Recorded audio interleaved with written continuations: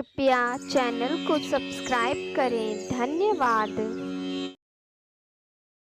नमस्कार दोस्तों, शीतला अष्टमी के दिन मां पार्वती के शीतला माता स्वरूप की पूजा अर्चना की जाती है।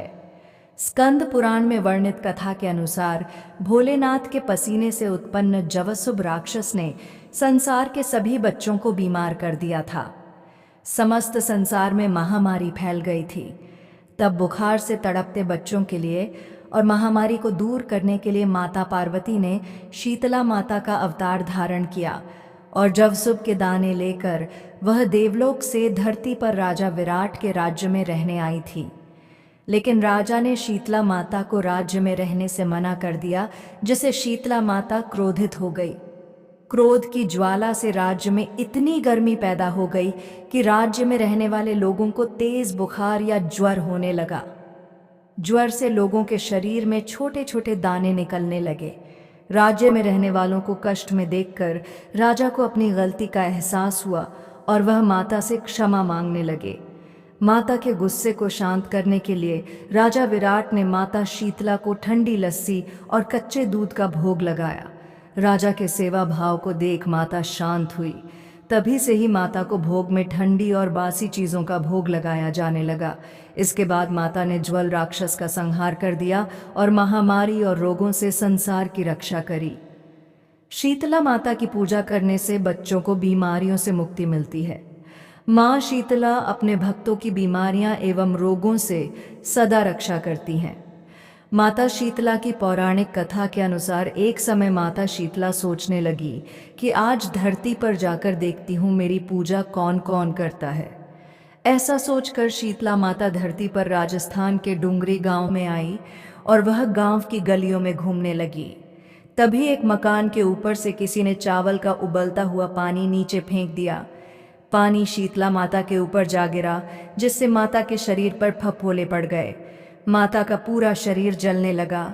वह गांव में इधर उधर भटकने लगी और कहने लगी, अरे मैं जल गई, मेरा सारा शरीर जल रहा है, कोई मेरी मदद करो। लेकिन गांव में किसी ने भी माता की मदद नहीं करी। थोड़ी ही दूरी पर अपने घर के बाहर एक कुम्हार बैठी थी। उसने देखा कि एक बूढ़ी माई बहुत जली हुई है।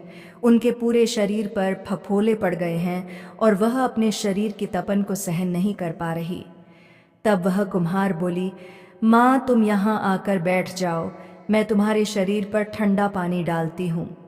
तब उस कुम्हार ने बूढ़ी माई पर करवे से ठंडा ठंडा पानी डाला और बोली, माँ मेरे घर में रात की बनी राबड़ी रखी है, तुम वह खा लो। जब बूढ़ी माई ने ठंडी राबड़ी और दही खाया तो उनके शरीर को ठंडक मिली और वो बोली, बेटा मेरे सर में जुएं देख दे। तब कुम्हार माता के सिर से जुएं निकालने लगी तो उसने देखा कि उनके सिर के पीछे भी एक आंख है, जिसे देखकर कुम्हार डर गई और वहां से भागने लगी। तब वह बूढ़ी माई उसे रोककर बोली, बेटी डर मत, मैं भूत प्रेत नहीं हूँ, मैं तो शीतला देवी हूँ। तब माता ने अपना असली रूप धारण कर लिया। माता के दर्शन कर कुम्हार रोने लगी और हाथ जोड़कर बोली, माता आप मेरे घर में आई और मैं आपको पहचान भी नहीं पाई। मेरे घर में चारों तरफ दरिद्रता है, मैं आपको कहाँ बिठाऊं? मेरे घर में तो चौकी भी नहीं है और ना ही कोई आसन है। तब शीतला माता प्रसन्न होकर कुम्हार के घर में खड़े गधे पर बैठ गई और एक हाथ में झाड़ू और दूसरे हाथ में डलिया लेकर उन्होंने कुम्हार के घर की दरिद्रता को झाड़कर डलिया में भरकर फेंक दिया और बोली, बेटी मैं तेरी सच्ची भक्ति से प्रसन्न हूँ, अब तुझे जो भी वर चाहिए मुझसे मांग ले। कुम्हार हाथ जोड़कर बोली, माता आप इस गांव में स्थित होकर रहिए। जिस प्रकार मेरे घर की दरिद्रता आपने दूर करी है, वैसे ही जो भी व्यक्ति फागुन मास की अष्टमी पर भक्तिभाव से आपकी पूजा करें, आपको ठंडा और शीतल जल और भोजन का भोग लगाए, उसके घर की दरिद्रता आप स्वयं दूर करें। माता ने उसे तथास्तु कहा और बोली, तू इस करवे का जल अपनी झोपड़ी पर छिड़क लेना, कल सारे नगर में आग लगेगी लेकिन तेरी झोपड़ी नहीं जलेगी। ऐसा कहकर माता अंतर्ध्यान हो गई। कुम्हार ने ऐसा ही किया।